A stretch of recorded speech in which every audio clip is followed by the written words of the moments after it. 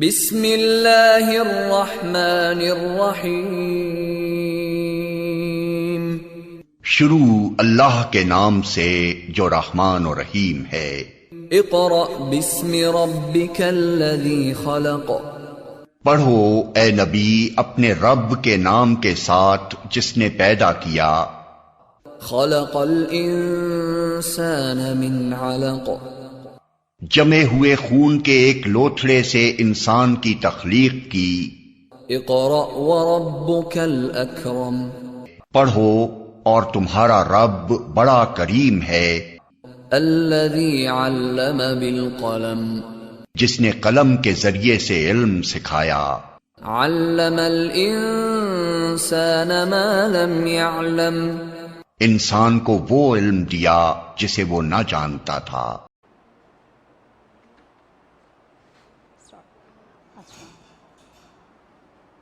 Assalamu alaikum, and we start our class with the name of Allah, who is the most beneficent and merciful. And this is class 5, and the subject is English language text E2. Okay, and this is the third video of final content. Before we have made 2 videos, and we have discussed the content of final term, and in this video last 2 videos we have discussed about the chapters which are included in the content, and we discussed about the 4 starting chapters. Like the first one was the Lucky Nail, and the second was Hercules, and the third one was the Great Fire, and the fourth one was Lucky and the Janes. Okay, these were the 4 chapters we have discussed about that, and I gave you the assessment as well, and I hope that you must have prepared for the assessment. And अब जो ये third video है, इसमें हम मज़ीद जो content में आगे जो चैप्टर्स रह गए हैं, 2 चैप्टर्स मज़ीद इंक्लूडेड हैं इसमें। मैं सिर्फ लिटरेचर की बात कर रही हूँ, पोइट्री तो अलग है, उसके लिए भी मैं जो थर्ड वीडियो के बाद एक और वीडियो बनेगी, उसमें हम जस्ट जो है कि पोइट्री को डिस्कस करेंगे, ठीक है। But in this video I am going to discuss only the literature, last chapters of this literature. And last chapter जो हैं उनमें से एक है स्ट्रेंज वार्निंग, और जो लास्ट वन है वो है ब्राउन किंग, ठीक है। ये जो चैप्टर्स हैं ये ऑनलाइन वीडियोस में डिस्कस हो चुके हैं, but those students who did not conduct the online videos, so online classes, so now you have to watch these videos to understand about the chapters, about the stories, that what is happening in these stories. Okay, and आपको घर पे जो है इन stories को read भी करना है अच्छी तरह से। मैं फिर कह रही हूँ अगेन एंड अगेन कि स्टोरीज़ को रीड करना, उनको समझना बहुत ज़रूरी है, बिकॉज आपके जो एग्ज़ाम्स हैं, आपके जो एग्ज़ाम्स होंगे उनमें जो आपके MCQs हैं, देयर आर 30 MCQs, 30 MCQs हैं, ठीक है। और वो जो MCQs हैं, these are related to the stories और chapters of your literature book, चाहे वो अभी जो प्रीवियस बुक है उसमें से भी, और जो अभी जो बुक चल रही है आपकी फ़ाइनल में रीड नाउ, उन दोनों ही चैप्टर्स में जो दोनों ही बुक में जो जितने भी चैप्टर्स इंक्लूडेड हैं, उन सारे चैप्टर्स को आपको अच्छी तरह से रीड करना है, और उन्हीं में से जो MCQs हैं वो प्रिपेयर किए गए हैं, ठीक है। So it's essential for you to read the stories clearly and understand them, understand the stories, ठीक है। मैं भी आपको एक्सप्लेन करूँगी, और आप भी जो है घर पर उन्हें अच्छी तरह से रीड कीजिएगा। उसके बाद जब हम स्टोरीज़ को, जब मैं आप डिस्कस कर लेंगे स्टोरीज़, मैं एक्सप्लेन कर दूँगी अभी, और उसके बाद फिर हम जो है एक्सरसाइज डिस्कस करेंगे जो भी चैप्टर से रिलेटेड हैं, and then I will give you the assessment, ठीक है। अब चूँकि थर्ड वीडियो है तो इसमें थर्ड असेसमेंट आपको मिलेगा।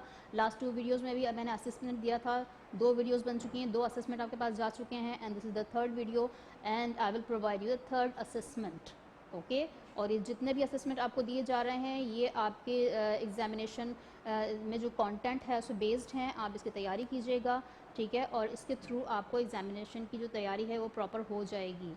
ऐसा नहीं है कि आपको सिर्फ इन जो असेसमेंट है इसको ही फोकस करना है, बट फर्स्ट आपको इसको फोकस करना है, and then prepare yourself for other stuff, okay. जो दूसरा स्टफ है उसको भी आप प्रिपेयर करेंगे, बट आपका जो पहला फोकस होगा वो इन असेसमेंट पे होगा जो आपको प्रोवाइड किया जा रहा है वीडियोस के through, okay. So now we will discuss about the chapter, ठीक है। जो हमारे अब चैप्टर्स अब हैं हम उनकी तरफ चलते हैं और उन्हें डिस्कस करते हैं। तो जो फर्स्ट चैप्टर है आज की वीडियो का वो है स्ट्रेंज वार्निंग। और स्ट्रेंज वार्निंग जो है ये चैप्टर आपका रीड नाउ में से लिया गया है and this is the 4th chapter, ठीक है। रीड नाउ जो आपकी बुक है उसमें ये 4th चैप्टर है, चौथा चैप्टर है।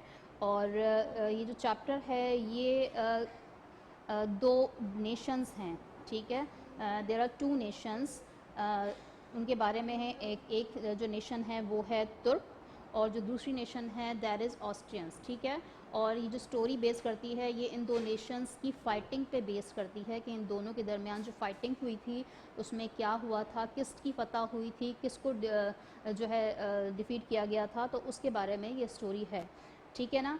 तो आप रीड कीजिएगा। I don't have book right now, so मैं अभी रीड तो नहीं कर रही हूँ, I am just going to explain. Read आपको खुद करना है, मैं एक्सप्लेन कर रही हूँ इस स्टोरी को, ठीक है। अच्छा, ये जो स्टोरी है इसमें दो नेशन, जैसे मैंने आपको बताया है देयर आर 2 नेशंस, तुर्क एंड ऑस्ट्रियंस, ठीक है। इन दोनों में बहुत साल पहले की बात है कि इन दोनों में फ़ाइट हुई, काफ़ी बहुत बड़े पैमाने पर फ़ाइट हुई। और फिर हुआ ये कि जो तुर्क्स थे वो उनका इंटेंशन थी कि वो ऑस्ट्रियंस पे अटैक करें, ठीक है।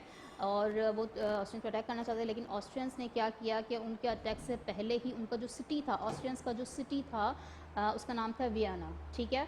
वियना सिटी था, आप रीड कीजिएगा आपको पता चल जाएगा, आपकी बुक में भी है, ठीक है। वियना सिटी जो कि ऑस्ट्रियंस का सिटी था, उन्होंने तुर्क्स के अटैक्स करने से पहले ही अपने सिटी का जो गेट था उसको क्लोज़ कर दिया, ठीक है, बंद कर दिया, ताकि जो तुर्क्स हैं वो उनके सिटी के अंदर एंटर ना हो सकें और उनकी जो आवाम है वो सेफ़ रहे, ठीक है। और गेट क्लोज़ करने के बाद उनकी जो फोर्सेस थी, उनकी जो आर्म फोर्सेस थी, उनको भी जिस तरह से वो चौकियाँ बना के जो बिठाया जाता है, उनको देवर फोकस्ड ऑन द तुर्क्स के वो भी मतलब निगरानी करते थे कि तुर्क जो है वो कहीं अटैक ना कर दें या करीब करीब तो नहीं हैं, ठीक है। तो उनकी जो आर्म फोर्स थी वो भी काफ़ी एक्टिव थी। अच्छा, उसके बाद ये होता है कि चूँकि गेट तो बंद है और तो इसलिए जो तुर्क्स थे वो ऑस्ट्रियंस पर अटैक नहीं कर सकते थे। बट गेट बंद होने की वजह से जो ऑस्ट्रियंस थे वो बाहर नहीं जा सकते थे, ठीक है, वो सिटी के अंदर ही रहते थे। अब सिटी के अंदर रहने की वजह से और जो गेट था वो क्लोज़ होने की वजह से जो फूड था, चूँकि ज़ाहिर सी बात है आना जाना वो जो ट्रैवलिंग थी वो सब ख़त्म हो गई थी। फूड जो था उनका वो भी कम होता जा रहा था, क्योंकि बाहर कोई सिटी से बाहर किसी को जाना अलाउ नहीं था। तो ये सब चीज़ें भी स्टॉप हो गई थी, खाना पीना और भी ज़रूरियाती जो भी चीज़ें थी वो सब जो आवाम थी उसके पास वो आहिस्ता आहिस्ता आहिस्ता ग्रेजुअली वो कम होती जा रही थी, ठीक है। तो जिसकी वजह से जो ऑस्ट्रियंस थे वो बहुत परेशान थे। वो इसलिए परेशान थे क्योंकि उनके पास जो फूड था वो कम होता जा रहा था और उन्होंने सोचा था कि अगर वो सरेंडर करते हैं तो ऑब्वियसली उन्हें बाहर जाना पड़ेगा, तो वो तुर्क्स के हाथों मारे जाएंगे, ठीक है। और अगर वो सरेंडर नहीं करते और वो अपनी की सिटी के अंदर ही रहते हैं तो फिर वो भूख से मर जाएंगे, क्योंकि उनके पास जो फूड है वो ख़त्म होता जा रहा था। तो इस वजह से जो ऑस्ट्रियंस थे वो बहुत ज़्यादा परेशान थे, ठीक है। अब उसके बाद ये होता है कि जो तुर्क्स थे, चूँकि ऑस्ट्रियंस का गेट क्लोज था, तो तुर्क्स को किसी भी तरह से ऑस्ट्रियंस पे अटैक करना था, लेकिन वो नहीं कर पा रहे थे। तो उन्होंने ये डिसाइड किया कि they have to make the tunnel from outside to the city of the Austrians. मतलब उन्होंने ये डिसाइड किया कि उन्हें एक टनल बनानी है, अंदर से एक सुरंग बनानी है जो कि डायरेक्ट ऑस्ट्रियंस के सिटी में जाके मतलब खुफिया टनल जो कि ऑस्ट्रियंस की सिटी में जाके निकले, ठीक है। तो उन्होंने उस टनल पे काम करना शुरू कर दिया, उसकी खुदाई करना शुरू कर दी। अब हुआ ये कि लकीली, खुशकिस्मती से, उनका जो ऑस्ट्रियंस थे उनमें एक बेकर था, ठीक है। और वो बेकर जो था वो एक दिन अपनी बेकरी में आटा गूंद रहा था ब्रेड बनाने के लिए, तो सडनली उसको किसी चीज़ की रैटलिंग मतलब टैपिंग की आवाज़ आती है, लाइक कुछ लगता है कि कुछ जो है कि थप थप ज़मीन के अंदर से कुछ खड़खड़ाहट की आवाज़ आती है। तो उसको जब कुछ फील होता है, हल्का सा महसूस होता है, तो जब वो देखता है अपने अराउंड, चारों तरफ देखता है, तो वो थोड़ी देर के लिए वो जो वॉइस है वो ख़त्म हो जाती है। फिर थोड़ी देर के बाद उससे वही वॉइस, खड़खड़ाहट की, रैटलिंग की जो आवाज़ होती है वो दोबारा से उसको जो बेकर है उसको फील होती है। तो फिर वो जो है वो कॉन्शियस हो जाता है और वो सोचता है कि now I have to know that what is the noise about, ठीक है, ये किस चीज़ की आवाज़ है। तो फिर वो क्या करता है, क्योंकि अब उसके वो रैटलिंग की कंटिन्यूसली जो आवाज़ आती है, वो फिर क्या करता है, उसके बिल्कुल बेकरी के जो बराबर में उसका अपना घर होता है, तो वो वहाँ से अपने घर की तरफ जाता है और उसको जो जहाँ से आवाज़ आती है वो आहिस्ता आहिस्ता उस आवाज़ की तरफ बढ़ता है कि आवाज़ कहाँ से आ रही है। तो वो जाके देखता है अपने घर में, वहाँ पर एक टेबल रखी होती है और टेबल पे जो है वहाँ पर एक ड्रम होता है, ठीक है, जो ड्रम होता है बजाने बच्चों का, छोटा छोटा ड्रम होता है बच्चों का, उस पर कुछ मार्बल्स रखे हुए होते हैं, ठीक है। और जब रैटलिंग यानी खड़खड़ाहट की आवाज़ आती है ज़मीन से, कुछ इस तरह की रैटलिंग की वॉइस होती है, तो वो जो मार्बल्स होते हैं वो मूव करने लगते हैं ड्रम पे, जिसकी वजह से वो जो नॉइस है, वो जो आवाज़ है खड़खड़ाहट की, वो बेकर को फील होती है। अच्छा, जब बेकर इस चीज़ को देखता है कि ये इस तरह से कुछ जो है कि वाइब्रेशन हो रही है, कुछ रटलिंग की आवाज़ आ रही है, खड़खड़ाहट है, तो फिर वो क्या करता है कि ज़मीन पर बैठकर अपना जो कान है वो बिल्कुल ज़मीन से लगाकर और उस आवाज़ को सुनने की कोशिश करता है कि वो एक्चुअली आवाज़ है किस चीज़ की और आ कहाँ से रही है, ठीक है। तो जैसे ही वो अपना जो कान है वो ज़मीन पर रखता है, उसको फील होता है कि कुछ खुदाई हो रही है, ज़मीन के अंदर कहीं से आवाज़ आ रही है, ठीक है। वो दोबारा कोशिश करता है अगेन क्लियरली सुनने की, और फिर उसको वही फील होता है कि ज़मीन के अंदर से या कहीं ना कहीं कोई कुछ जो है कि खुदाई करने की कोशिश कर रहा है या उसकी आवाज़ कंटिन्यूसली आ रही है। तो फिर वो क्या करता है कि वो थोड़ा सा वरिड हो जाता है और उसके बाद वो बाहर जाता है और फिर वहाँ के जो उनके जो ऑस्ट्रियंस होते हैं, उनके जो चीफ़ ऑफ कमांडर होते हैं, उन्हें वो जाके इस चीज़ के इन्फॉर्मेशन देता है कि उसे कुछ इस तरह की फीलिंग्स, मुझे कुछ फ़ील हुआ है उसे, ठीक है। तो जो कमांडर होते हैं वो उसके साथ बेकरी में जाते हैं, ठीक है, ताकि वो उस चीज़ की इन्वेस्टिगेशन कर सकें कि एक्चुअली वो जो बेकर है उसकी जो फीलिंग्स हैं या जो फील हुआ है वो सही है या नहीं, ठीक है। तो इसलिए वो जो कमांडर होते हैं he goes to the baker's house for the investigation, and वो जाकर वहाँ पर वही सेम प्रोसेस करते हैं जो कि बेकर ने किया होता है, मींस कि अपना जो एयर होता है वो ज़मीन के से लगाकर और वो उस वॉइस को सुनने की कोशिश करते हैं कि वो एक्चुअली वॉइस जो है या वो जो रैटल है या जो खड़खड़ाहट है वो किस चीज़ की है, ठीक है। तो जो कमांडर होते हैं उन्हें भी वही चीज़ सेम फील होती है और वो समझ जाते हैं कि कुछ गड़बड़ है, like there is something wrong, ठीक है। तो उन्हें फील होता है कि हाँ, वो समझ जाते हैं कि कहीं ना कहीं कोई खुदाई हो रही है या कोई यहाँ टनल बनाने की कोशिश कर रहा है। और कौन हो सकता है, ऑब्वियसली जो उनके सिटी के बाहर थे वो तुर्क्स ही थे, तो वही हो सकते हैं। तो फिर वो क्या करते हैं कि वो जो अपनी आर्मी होती है उसे अलर्ट करते हैं, ठीक है। और अलर्ट करने के बाद अपनी आर्म फोर्सेस को वो जमा करते हैं और उन्हें ऑर्डर करते हैं कि now we are going to sudden attack on the Turks at night, ठीक है। वो कहते हैं कि अब हम आज ही रात को जो तुर्क्स नेशन है उस पर हम सडन अटैक करेंगे, मतलब उन्हें पता नहीं चलेगा और हम अचानक से उन पर अटैक कर देंगे। और फिर वो उसके लिए तैयारियां शुरू कर देते हैं और फिर वही होता है कि जैसे ही रात होती है उनकी जो ऑस्ट्रियंस आर्मी जो होती है वो बिल्कुल एक्टिव होती है और फिर रात होते ही वो लोग अपने गेट जो है ऑस्ट्रियन सिटी का जो गेट होता है वो खोलते हैं और सडनली अटैक करते हैं तुर्क्स पे। तुर्क्स को तो पता ही नहीं होता, तो इसी तरह से वो जो ऑस्ट्रियंस आर्मी होती है वो सडनली तुर्क्स पे अटैक करती है, जिसका नतीजा ये होता है कि तुर्क्स जो होते हैं उनमें से बहुत तुर्क्स को जो है वो शिकस्त होती है, ठीक है। और उनमें से बहुत सारे जो तुर्क्स होते हैं वो उनकी जानें भी चली जाती हैं, मर जाते हैं। बहुत सारे तुर्क्स जो होते हैं वो जो है भाग जाते हैं अपनी जान बचाकर। इस तरह से जो ऑस्ट्रियंस होते हैं उन्हें फ़तह नसीब होती है और वो अपने जो डिसाइड करते हैं या अपने जो उनके जो इरादे होते हैं उसमें वो कामयाब हो जाते हैं, ठीक है, और वो तुर्क्स को वहाँ से भगा देते हैं। फिर ये होता है कि अब चूँकि तुर्क्स जो नेशन है वो वहाँ से चली गई है, अब ऑस्ट्रियंस जो हैं वो सेफ़ हैं। उसके बाद जब ये सारा प्रोसेस ख़त्म हो जाता है और जो ऑस्ट्रियंस हैं वो थोड़ा सुख का सांस लेते हैं, फिर ऑस्ट्रियंस जो नेशन है उनमें एक एम्पायर होता है, एक शहंशाह होते हैं जिनका बहुत बड़ा पैलेस होता है, उनका महल होता है। तो वो क्या करते हैं, वो बेकर जो होता है जिसको रैटल की जो आवाज़ थी या खड़खड़ाहट की आवाज़ फ़ील हुई थी, वो उसे कॉल करते हैं, ठीक है, उसे अपने पास बुलाते हैं और उससे कहते हैं कि ये ठीक बात है कि हम जो ऑस्ट्रियंस नेशन है वो सिर्फ तुम्हारी ही वजह से और तुम्हारी जो शार्पनेस है इसकी बदौलत ही हमें ये फ़तह नसीब हुई है और हम आज सेफ़ हैं, ठीक है। और अब तुम हमें ये बताओ कि तुम इसके बदले में क्या रिवॉर्ड चाहते हो, कि तुम्हें क्या दिया जाए, ठीक है। तो जो बेकर होता है वो जो एम्पेरर होता है वो उनको रिप्लाई करता है कि मुझे किसी भी किस्म का कोई कीमती अशिया या फिर मुझे कोई बड़ा ओहदा या फिर कोई पोस्ट ऐसी नहीं चाहिए, मैं इस चीज़ में इंटरेस्टेड नहीं हूँ। मैं सिर्फ एक चीज़ आपसे रिक्वेस्ट करना चाहता हूँ और वो ये है कि अगर आप मुझे ये इतनी इजाज़त दे दें कि मैं अपनी बेकरी में जो ब्रेड बनाता हूँ उसे मैं क्रिसेंट शेप में बनाऊँ, ठीक है। क्रिसेंट शेप मींस के जो हलाल अहमर होते हैं, जिस तरह से हमारे जो परचम है पाकिस्तान का उस पर चांद बना हुआ है ना, आपने देखा होगा, तो उसे क्रिसेंट कहते हैं, ठीक है।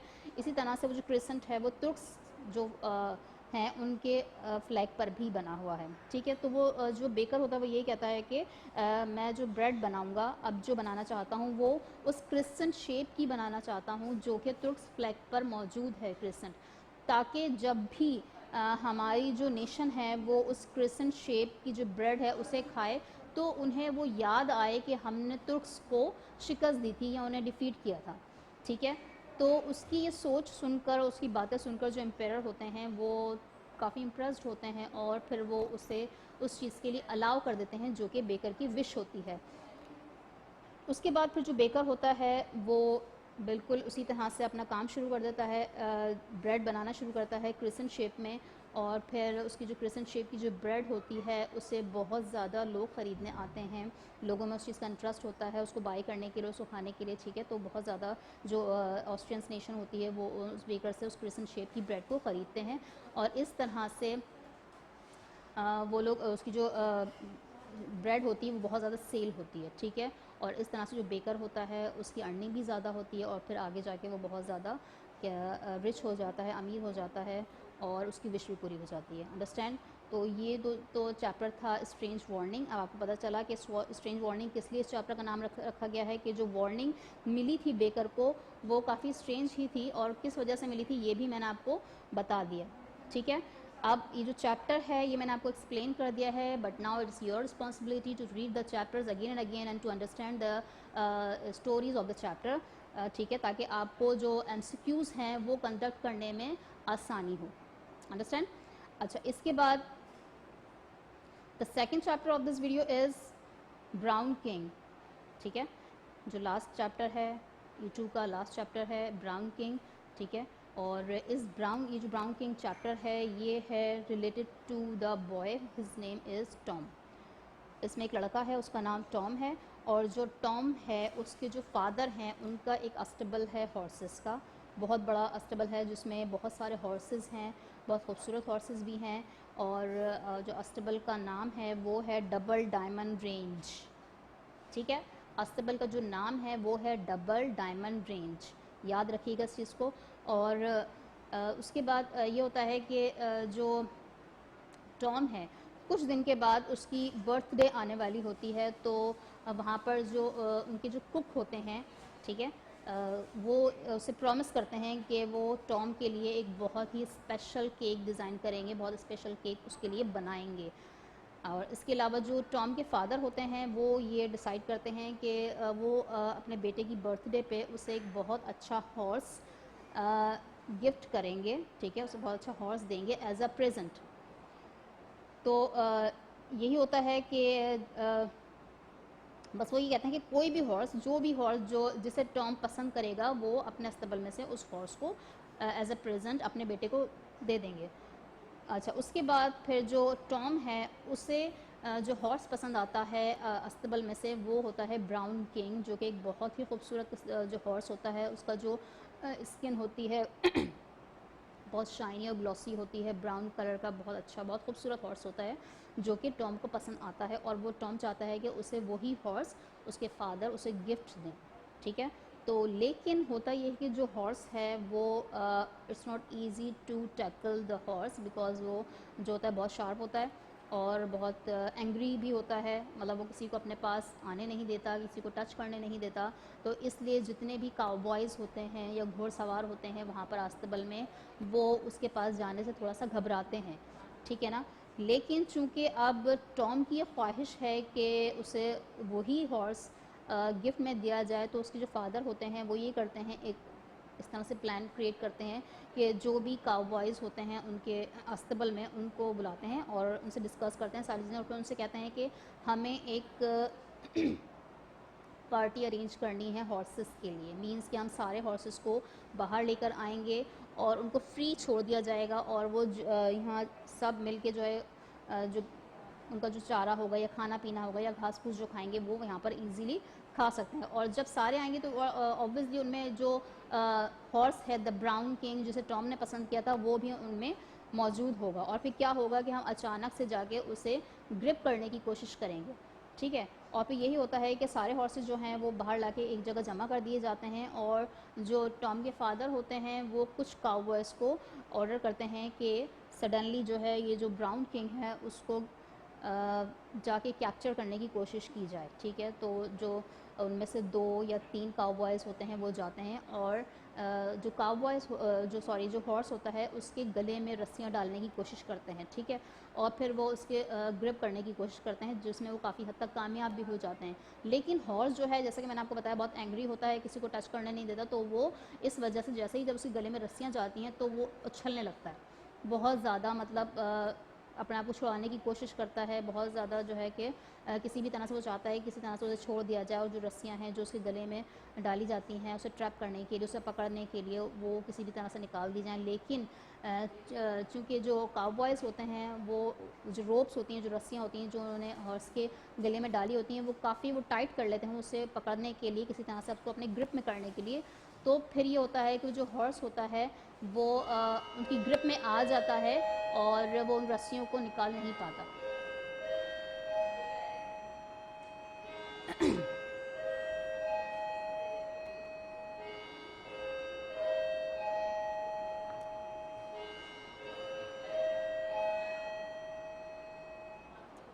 ठीक है।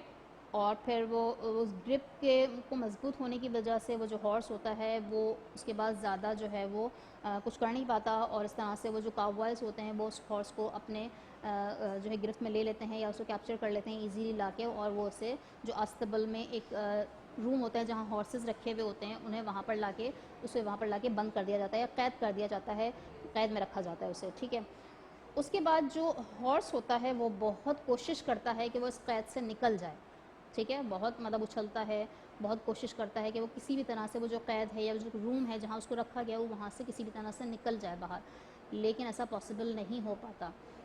फिर चूँकि जब काउबॉयज़ ये देखते हैं कि जो हॉर्स है बहुत ज़्यादा एंग्री है, बहुत गुस्से में है, बहुत डिस्टर्ब है, तो वो सोचते हैं कि हमें इसके साथ कोई ऐसा हॉर्स रखना चाहिए जो कि इसके बहुत क्लोज़ हो, ताकि वो उससे मिलके थोड़ा-सा रिलैक्स हो सके, ठीक है। अपनी गैदरिंग को समझ सके या उसको समझे कि उसके पास उसकी गैदरिंग है, तो वो ज़्यादा रैश ना हो। वही होता है कि उसके साथ जो है उसका एक दूसरा हॉर्स होता है जो कि फ़ीमेल हॉर्स होती है, और उसको वो दैट्स नेम इज़ क्वीन, ठीक है। और वाइट कलर की बहुत खूबसूरत हॉर्स होता है, फ़ीमेल हॉर्स, और उसको उसके पास लाया जाता है, और वो जो हॉर्स होता है उसे देख के बहुत खुश हो जाता है, और थोड़ी देर के लिए उसको उसके पास रखा जाता है, ठीक है, ताकि वो रिलैक्स फ़ील करे। फिर क्या होता है कि जो क्वीन है उसे चूँकि सिर्फ थोड़ी देर के लिए ही उसके पास लाया जाता है। फिर जब उसको वापस लेके जाते हैं तो जो ब्राउन किंग है, मतलब उन दोनों जो किंग है और जो क्वीन होती है, दोनों को एक ब्राउन किंग को उस रूम से निकाल के एक बड़ा सा एरिया होता है जहाँ पर उसके चारों तरफ फेंस लगे हुए होते हैं। मींस के काफ़ी एरिया को वो जो फेंस कहते हैं, यानी कि बाड़ जो होती है चारों तरफ से कवर किया हुआ होता है, ताकि वो जो हॉर्सेस हैं वहाँ से बाहर ना जा सकें, ठीक है। तो उतने एरिया में उन दोनों हॉर्सेस को रखा जाता है। बट जैसे ही जो क्वीन है, वाइट क्वीन, उसे जब वापस ले जाया जाता है तो जो हॉर्स होता है वो बहुत रैश हो जाता है अगेन। वो जब वो देखता है कि वो जो क्वीन वापस जाती है तो वो क्या करता है, वो उसके पास जाने की या भागने की कोशिश करता है, और वो कोशिश करता है कि वो जो अस्तबल का जो जिस एरिया में वो मौजूद है, जहाँ पर चारों तरफ फेंस लगा हुआ है, वो उसको क्रॉस कर दे किसी भी तरह से। तो वो जब वो भागता है और उस फेंस को क्रॉस करने की कोशिश करता है, तो इस कोशिश में क्या होता है कि जो हॉर्स होता है वो उसका जो एक पैर होता है आगे का, वो उस फेंस में फंस जाता है, ठीक है, जिसकी वजह से जो हॉर्स होता है वो बुरी तरह से ज़मीन पर गिर जाता है और एक ज़ोरदार आवाज़ आती है और जो हॉर्स होता है वो काफ़ी हद तक ज़ख्मी भी होता है और उसके पैर में कट्स लग जाते हैं काफ़ी गहरे, ठीक है। और तो इस चीज़ को जैसे ही आवाज़ आती है तो जो काउबॉयज़ होते हैं जो कि करीब करीब मौजूद होते हैं उस अस्तबल के, वो फ़ौरन से उसके पास आते हैं और देखते हैं कि किस चीज़ की आवाज़ है। तो जब वो देखते हैं तो वहाँ पर जो ब्राउन किंग होता है वो ज़मीन पर बेसुध पड़ा हुआ होता है, क्योंकि उसका जो है कि पैर में काफ़ी चोटें आई होती हैं, कट्स लगे होते हैं, तो इस वजह से वो ज़मीन पर पड़ा हुआ होता है। और फिर वो लोग क्या करते हैं कि वो आके उसकी हेल्प करने की कोशिश करते हैं, डॉक्टर को कॉल करते हैं और फिर उसे जो बैंडेज होता है वो किया जाता है ताकि जो उसकी ब्लीडिंग है वो रुक जाए, ठीक है। तो जब डॉक्टर को बुलाया जाता है तो डॉक्टर कहते हैं कि कोई ऐसी प्रॉब्लम नहीं है, ना तो उसकी कोई बोन ब्रेक हुई है, कोई फ्रैक्चर ऐसा कुछ भी नहीं है, जस्ट कट्स लगे हैं और कट्स जो हैं वो कुछ दिन में बेहतर हो जाएंगे, ठीक है। तो फिर यही होता है कि आहिस्ता आहिस्ता जो हॉर्स होता है वो रिकवर होता रहता है। और इसी तरह से टॉम जो है, चूँकि उसके फादर ने ब्राउन किंग जो है उसे टॉम को एज अ प्रेजेंट जो गिव किया है, ठीक है। तो टॉम भी अपने जो हॉर्स होता है ब्राउन किंग, उसकी बहुत ज़्यादा जो है कि तीमारदारी करता है, उसको बहुत अच्छा उसकी केयर करता है, काफ़ी उसको खिलाना पिलाना एवरीथिंग, सब कुछ बहुत क्लोज हो जाता है वो उसके, ठीक है ना। तो इसलिए जो टॉम होता है उसको काफ़ी फील होती है उसकी वो जो भी उसकी प्रॉब्लम होती है और वो उसकी आंखों में आंसू भी आ जाते हैं उसकी तकलीफ़ की वजह से। बहरहाल कुछ दिन में जो ब्राउन किंग होता है वो रिकवर हो जाता है।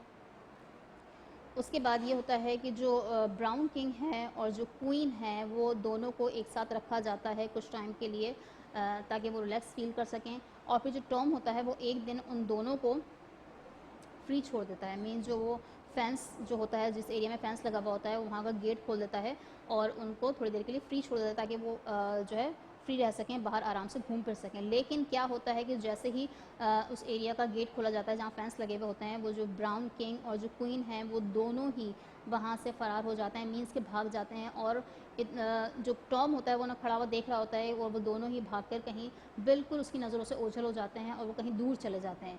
तो टॉम को ये लगता है कि ये जो दोनों ही हॉर्स हैं ब्राउन किंग और क्वीन, ये अब चले गए हैं, मींस उसके पास से बिल्कुल गायब हो गए हैं, अब वो दोबारा कभी भी वापस नहीं आएंगे। तो इसलिए जो टॉम होता है वो बहुत ज़्यादा सैड हो जाता है, अफसुर्दा हो जाता है अपने हॉर्सेस को जाता हुआ देखकर। फिर ये होता है कि जैसे ही शाम ढलना शुरू होती है तो उसको कुछ हॉर्सेस के भागने की आवाज़ें आती हैं और वो देखता है कि तो उसको नज़र आता है कि वही दो हॉर्सेस जो उसके अपने हैं ब्राउन किंग और क्वीन, वो सामने से उसे आते हुए नज़र आते हैं और वो उन्हें देखकर बहुत खुश हो जाता है। और वो दोनों ही हॉर्सेस फिर टॉम के पास आ जाते हैं और टॉम उन्हें अपने पास रखता है, मीन्स कि फिर वो दोनों उसी के साथ उसके अस्तबल में रहना शुरू कर देते हैं और बहुत आराम से रहते हैं, ठीक है। तो ये भी जो स्टोरी थी ब्राउन किंग की, ऐसी स्टोरी थी। आप उसको दोबारा से रीड कीजिएगा घर पे, इसे समझने की कोशिश कीजिएगा और फिर इसके जो MCQs जो मैं आपको अभी असेसमेंट के थ्रू दूंगी, आपको इसकी प्रिपरेशन करनी है इसके थ्रू, ठीक है। मैं बार बार कह रही हूँ, I am telling you again and again कि जितने भी आपकी स्टोरीज़ हैं, जितने भी चैप्टर्स हैं 6, आपको उसकी स्टोरीज़ को अच्छी तरह समझना है, अच्छी तरह से रीड करना है, ठीक है। आप जब तक आप स्टोरीज़ को अच्छी तरह समझेंगे नहीं, रीड नहीं करेंगे, आपको अच्छे नंबर नहीं मिल पाएंगे, बिकॉज सारे MCQs जो हैं वो इसी से रिलेटेड हैं।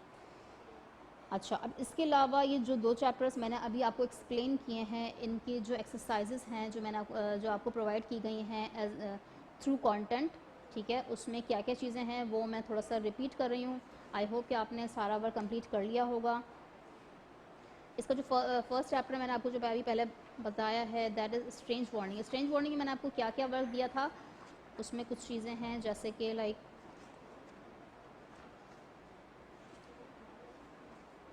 वर्ड्स मीनिंग है, ठीक है। मैंने आपको फर्स्ट 5 वर्ड्स मीनिंग लिखवाई थी स्ट्रेंज वार्निंग की, मैं रीड करके बता रही हूँ, आपको देख लीजिएगा, टैली कर लीजिएगा, वैसे तो आपको पता ही होगा। First is advanced, meaning is leading, ठीक है। And the second one is despair, despair की मीनिंग है anguish. And the third word is dreadful, dreadful की मीनिंग मैंने लिखवाया था आपको fearful. And fourth one is rattle, rattle की मीनिंग है बैंग। और जो लास्ट वर्ड है इसमें वो है डिज़ायर, डिज़ायर का मीन है एम्बिशन, ठीक है। ये वर्ड्स मीनिंग है। इसके अलावा जो MCQs मैंने आपको करवाए थे इस चैप्टर के 3 MCQs हैं, उनमें से जो फर्स्ट है वो ये है स्ट्रेंज वार्निंग का जो चैप्टर है उसके हवाले से, the little dash would dance upon the drum. ठीक है, जो छोटे डैश थे, क्या चीज़ थी जो कि ड्रम पर डांस कर रही थी या मूवमेंट उसकी हो रही थी। आपको मैंने 3 ऑप्शन भी दिए थे, इसमें से जो पहला ऑप्शन था वो था stone, number 2 is marbles and number 3 is would. ठीक है, ये 3 ऑप्शन हैं, आपको इसमें से बताना है कि क्या चीज़ थी जो ड्रम के ऊपर उसकी मूवमेंट हो रही थी, जिस वजह से रैटलिंग की आवाज़ आ रही थी। Understand. And MCQs number 2 is the Turks were digging a tunnel under the walls. ठीक है, यहाँ पर जो सेकेंड एमसीक्यूज है इसमें लिखा है द तुर्क्स वी, ये मिस्टेकनली जो है वो इसमें सिर्फ वी लिखा गया है, बट ये वर है। ठीक है, the Turks were digging a dash under the wall. जो तुर्क्स थे वो ज़मीन के अंदर से क्या करने की कोशिश कर रहे थे, वो क्या खोदने की कोशिश कर रहे थे, डिच। इसकी जो ऑप्शन है number 1 is ditch, number 2 is hole and number 3 is tunnel. ठीक है, इन तीनों ऑप्शन में से कोई एक ऑप्शन आपको बताना है जो कि स्टोरी में रियल ऑप्शन है और आपको पता ही है अच्छी तरह से। ठीक है, तो आपको बताना है कि तुर्क जो है वो क्या खुदाई कर रहे थे। Number 3 MCQs is emperor called the baker to give the dash. जो एम्पेरर थे, मैंने आपको बताया था, उनको जो शहंशाह थे, ठीक है, उन्होंने बेकर को कॉल की थी किस लिए। आपके जो 3 ऑप्शन है यहाँ पर, जो भी करेक्ट ऑप्शन है कि जिस वजह से उन्होंने उसको कॉल की थी, वो ऑप्शन आपको यहाँ लिखना है। उन्होंने उसको रिवॉर्ड के लिए बुलाया था, ठीक है, या फिर पनिशमेंट के लिए बुलाया था, या फिर अप्रिसिएशन के लिए बुलाया था। ठीक है, there are 3 option you are having, number 1 is reward, number 2 is punish, number 3 is appreciation. तो आपको बताइए करेक्ट ऑप्शन क्या है। तो आप इसमें जो करेक्ट ऑप्शन है उसमें से एक ऑप्शन आपको इसमें फिल करना है। अंडरस्टैंड। ये एमसीक्यूज हो गए। इसके अलावा और मज़ीद जो एक्सरसाइज मैंने इसकी करवाई थी उसमें टेक्स्ट कॉम्प्रीहेंशन करवाया था, और जो टेक्स्ट कॉम्प्रीहेंशन जो था वो था पेज नंबर 25 से। ठीक है, इसी जो ये चैप्टर है इसका जो पेज था, पेज नंबर 25, वहाँ से हमने पैराग्राफ लिया था और उसके 3 क्वेश्चंस मैंने करवाए थे। ठीक है ना। पहला जो क्वेश्चन था वो था who was order to appear before the empire. ठीक है, किसे ऑर्डर किया गया था एम्पेयर के सामने पेश होने के लिए, या एम्पेयर ने किसे ऑर्डर दिया था अपने सामने पेश होने के लिए। सही है। तो ये मैंने अभी आपको स्टोरी एक्सप्लेन भी की है, आपको अच्छी तरह से पता है। और इसके अलावा जब आपके पास टेक्स्ट कॉम्प्रीहेंशन का जो पैराग्राफ है उसमें से आप रीड करेंगे तो इसका जो आंसर है वो ईजिली आपको मिल जाएगा। अंडरस्टैंड।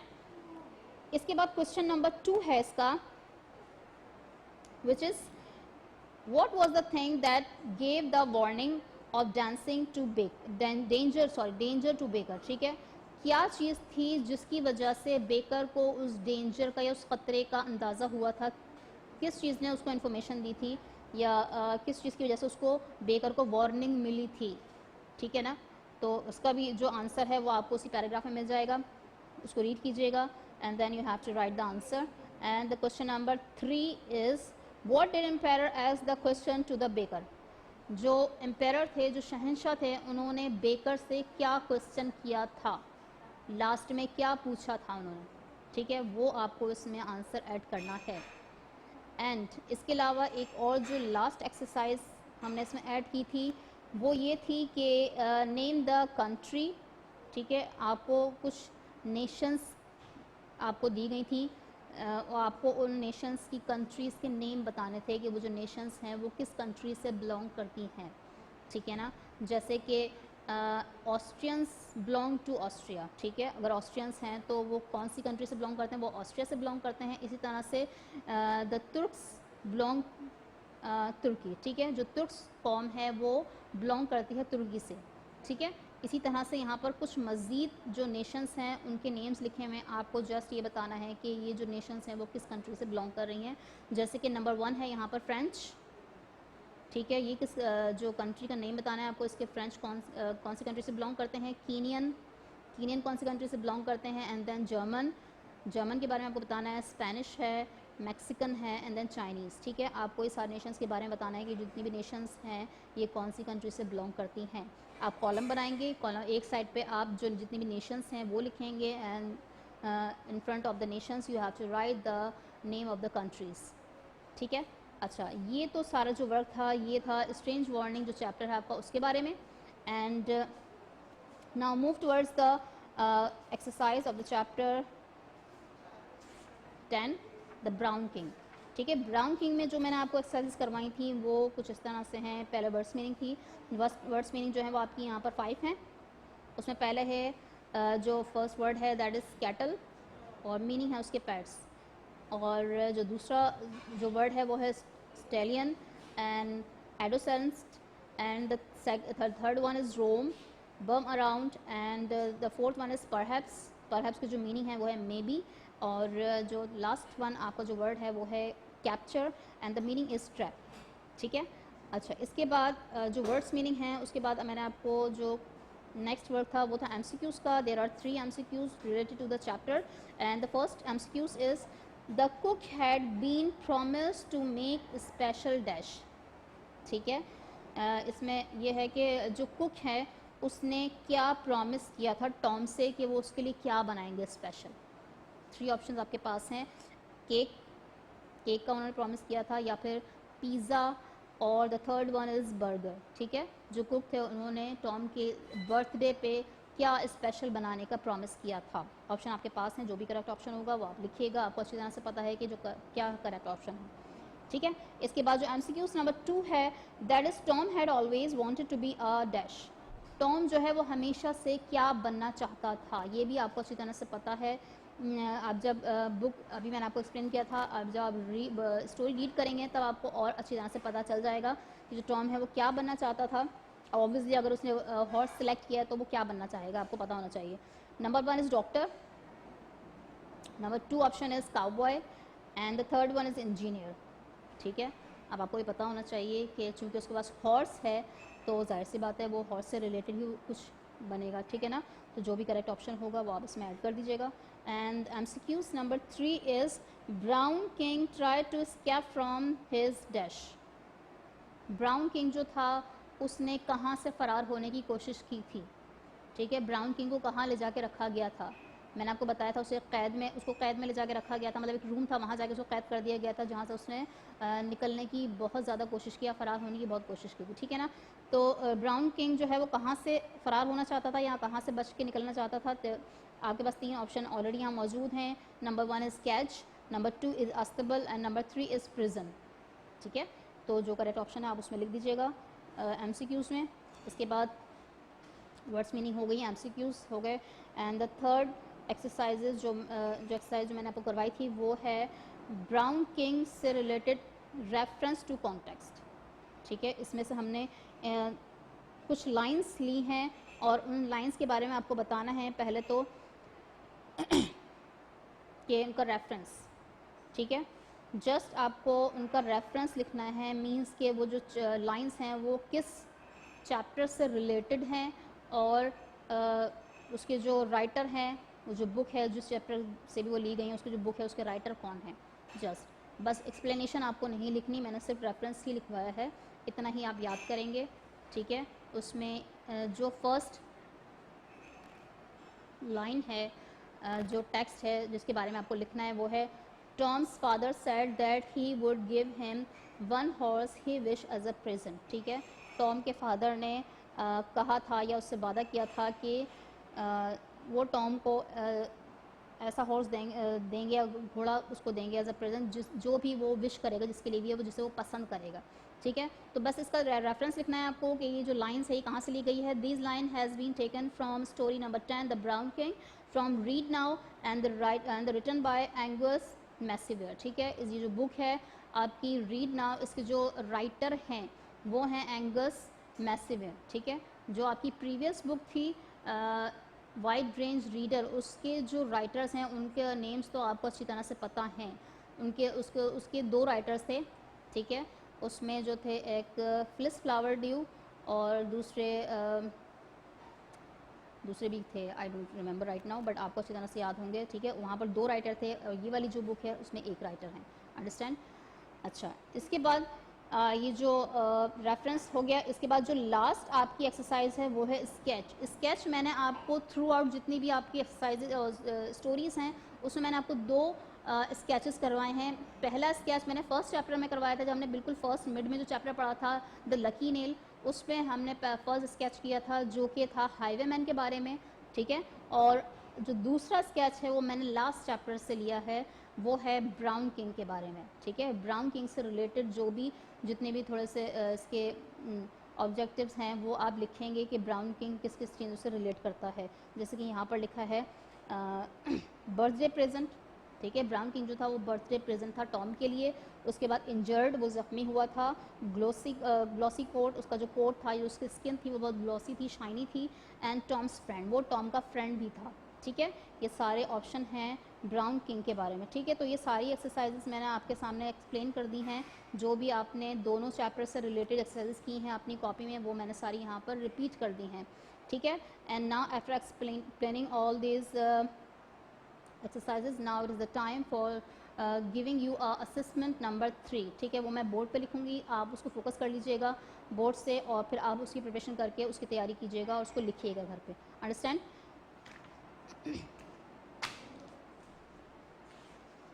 अच्छा,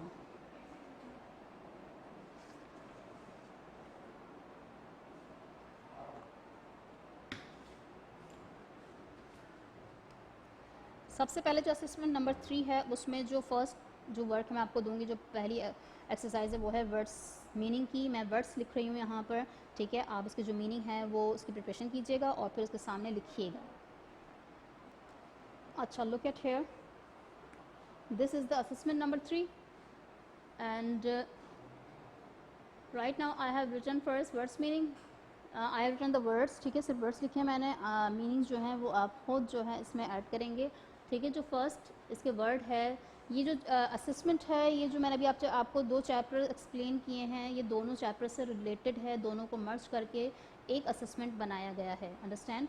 जो दोनों की इन्फॉर्मेशन है वो इस असेसमेंट में मौजूद है, आप दोनों चैप्टर से ही याद करके ये असेसमेंट को कंप्लीट करेंगे, इसकी प्रिपरेशन करेंगे, ठीक है ना। ये जो वर्ड्स मीनिंग है, जो मैंने आपको वर्ड्स दिए हैं, ये दोनों चैप्टर से इंक्लूड किए गए हैं, दोनों चैप्टर से लिए गए हैं, ठीक है। जो फर्स्ट वर्ड है ये है dreadful, and number 2 is perhaps, number 3 is capture, number 4 is cattle, and number 5 is rattle, ठीक है। I am repeating again, the first word is dreadful, perhaps, capture, cattle and rattle, okay। and after these words the second exercise is blanks, ठीक है। जो MCQs आपको chapters में दिए गए हैं, ये ब्लैंक्स उन्हीं जो MCQs से रिलेटेड है, मींस कि जस्ट ऑप्शन इसमें मौजूद नहीं है, सिर्फ ब्लैंक्स के तौर पे आपको दिया गया है, ठीक है।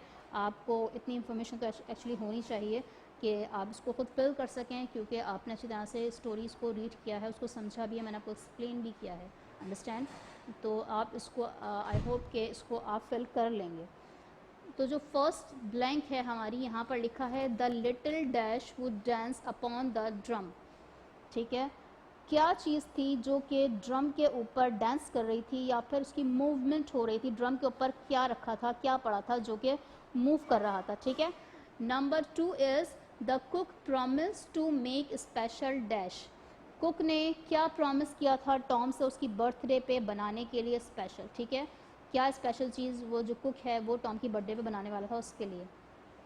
Number 3, the Turks were digging a dash, Turks जो हैं जो कि ऑस्ट्रियंस पर अटैक करने वाले थे, वो क्या कर रहे थे, किस चीज़ की खुदाई करने की कोशिश कर रहे थे, ठीक है। जो भी ऑप्शन है वो आप यहाँ ऐड कर दीजिएगा। Tom had always wanted to be a dash, Tom हमेशा से क्या बनना चाहता था, जो भी बनना चाहता था उसका जो वर्ड है, ये जो करेक्ट ऑप्शन है वो आप इसमें ऐड कीजिएगा। Number 5 is emperor called the baker to give a dash, जो एम्परर है, जो शहंशाह हैं, जो ऑस्ट्रियंस के जो सिटी हैं उसमें जो शहंशाह होते हैं, वो बेकर को किस लिए कॉल करते हैं, उसे क्या चीज़ देने के लिए, ठीक है ना। इसके ऑप्शंस भी आपके पास मौजूद हैं, आप उसमें से देख के उसकी तैयारी कीजिएगा और इसमें करेक्ट ऑप्शन ऐड कर दीजिएगा। Number 6 is the baker wish to make bread in the shape of dash, ठीक है। तो जो बेकर है उसने किस चीज़ की विश की थी एम्परर के सामने कि वो जो ब्रेड है वो किस शेप में बनाना चाहता है, सही है।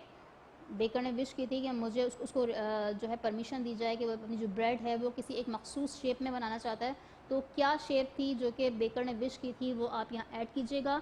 Number 7 is dash like caught on the wire and he fail heavily.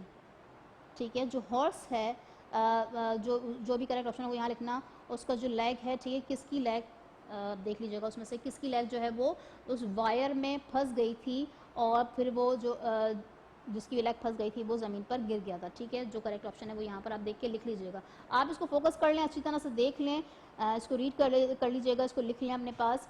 और फिर मैं जो है आपको मज़ीद जो असेसमेंट के आगे एक्सरसाइज हैं वो मैं आपको लिखवाऊँगी। ठीक है, इसको पहले देख लीजिए।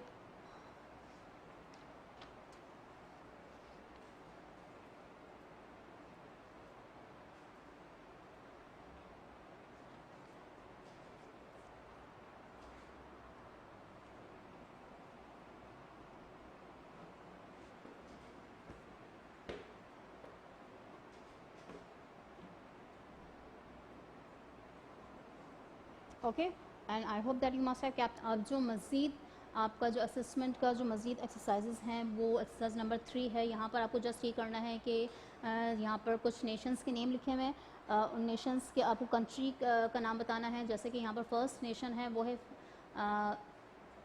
सॉरी फ्रेंच है ये। ठीक है, ये फ्रेंच है। आपको बताना है कि ये जो फ्रेंच नेशन है ये कौन सी कंट्री से बिलोंग करते हैं, उस कंट्री का नेम लिखेंगे। आप कॉलम बनाएंगे, यहाँ पर एक जगह यहाँ पर नेशंस लिखा हुआ होगा और यहाँ पर दूसरी साइड आपको नेम्स लिखने हैं कंट्री के। ठीक है, इस तरह से 2 कॉलम बनेंगे और आपको इस तरह से वर्क करना है। First one is French, French के बारे में बताना है, कौन सी कंट्री से बिलोंग करते हैं। नंबर 2 इज़ कीनियन, कीनियन का बताना है, कीनियन जो है वो किस कंट्री से बिलोंग करते हैं। The third one is German and number 4 is Spanish, number 5 is Mexican and number 6 is Chinese. ठीक है, ये सारे नेशंस की कंट्री जो है आपको बताना है कि ये कौन सी कंट्री से बिलोंग करते हैं।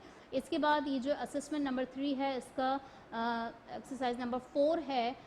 Question number 4 is question answer मैंने यहाँ लिखा हुआ है, लेकिन एक्चुअली ये जो एक्सरसाइज है ये आपकी चैप्टर नंबर 4 जो है स्ट्रेंज वार्निंग, उसमें से मैंने आपको एक टेक्स्ट कॉम्प्रीहेंशन लिखवाया था, पैराग्राफ था, और उसमें से आपको ने जो है इन क्वेश्चंस के आंसर फाइंड आउट करके इसके आंसर लिखे थे। ठीक है, ये वही है। आपको पैराग्राफ रीड करना है and then you have to give the answer of this questions. Number 1 is who was order to appear before the empire, किसको एम्पायर के सामने अपेयर होने का लिए बुलाया गया था या फिर किसको ऑर्डर किया गया था कि वो एम्पायर के सामने हाजिर हो। Number 2, what was the thing that gave the warning of danger to baker, किस चीज़ ने जो है बेकर को जो डेंजर था, जो ख़तरा था, उसकी वार्निंग दी थी। ठीक है, किस चीज़ की वजह से बेकर को वार्निंग मिली थी। Number 3 question is what did empire ask the question to the baker, जो एम्पायर थे, जो शहंशाह थे, उन्होंने बेकर को जब बुलाया था उससे क्या क्वेश्चन किया था, लास्ट में क्या पूछा था। ठीक है, उसका भी आंसर आपको इसमें ऐड करना है, but first you have to read the paragraph, then you have to write the answer. And the exercise number 5 of this assessment is sketch. ठीक है, मैंने जैसे कि पहले बताया था अभी आपको कि मैंने पूरे थ्रू आउट जितने भी आपकी स्टोरीज थी उसमें 2 स्केचेस करवाए थे। पहला स्केच था हाईवे मैन के बारे में, और अब ये दूसरा स्केच जो है वो मैंने लास्ट चैप्टर से लिया है, which is about brown king. और ब्राउन किंग से रिलेटेड जो भी 4 वर्ड्स हैं जो कि आपको यहाँ ऐड करने हैं वो आप उसको याद कीजिएगा, and then you have to write 4 sides here. Okay, तो ये बाकी जो था एक्सरसाइजेज ये थी। मैंने आपको वर्ड्स मीनिंग दी है असेसमेंट नंबर 3 में, then I have given you blanks. Then question number 3 आपको नेशंस के कंट्रीज़ के नेम लिखने हैं, then you have to write the question answer and then sketch. ठीक है, ये असेसमेंट है जो कि आपके लिए आसानी पैदा करेगा फॉर द एग्जामिनेशन प्रिपरेशन। ठीक है, इसको आप तैयारी कीजिएगा और आपके लिए बहुत आसानी हो जाएगी कि आप एग्जामिनेशन के लिए अच्छी से तैयारी कर सकते हैं इसके थ्रू। अब ये आपका असेसमेंट नंबर 3 था। पहले आपको 2 असेसमेंट मिल चुके हैं, इनको कंबाइन कीजिएगा, इनकी अच्छी तरह से प्रिपरेशन कीजिएगा और आपकी जो है एग्जामिनेशन की तैयारी हो जाएगी। ठीक है, इसको भी देख लें, आप इसको भी फोकस कर लें एक दफ़ा अच्छी तरह से।